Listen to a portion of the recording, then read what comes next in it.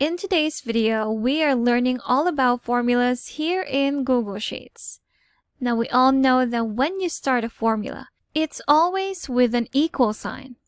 So once you've typed in that equal sign, it's automatically understood in Google Sheets that you are trying to put in a formula, whether it's just a simple arithmetic solution, an array, or a formula including different functions. You always have to start with an equal sign. But did you know that you can also start with a plus sign?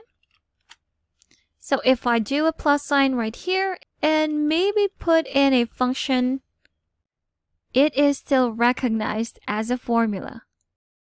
Now let's go back to the equal sign. So when you try and type a letter, it will give you a lot of suggestions of what it might think you're trying to type in. Let's click on the one that we want. Now, if you're not familiar with the syntax or the formula of this function, all you have to do is to press F1 in the keyboard. And now you have the breakdown of the formula with a description for each part of the formula. You can also click on Learn More at the bottom. And when you do, you have this help panel on the right that will give you more examples of how you can use this function in different situations. Here in our examples right here, you can even make a copy and practice this same function on that sample spreadsheet.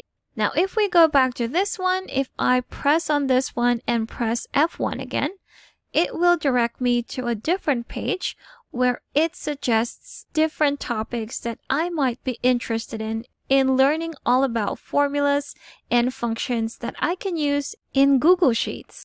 You have here on the right, Google Sheets function list. If I click on this, it will lead me to the list of all the functions that I can use in Google Sheets. And if I go to more right here, you'll see you have the functions. If I click on it, again, I will see all the different functions that I can choose from.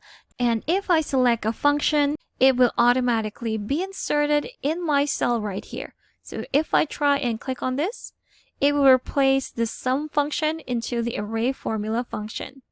And now I have the full description of that same function again. Click on Learn More. And the help panel will again break down information that I might want to know about this function. So in creating your formulas, don't be afraid to explore more about it, especially with the functions that you can use in each formula.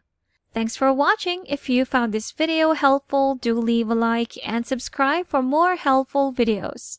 See you on the next one.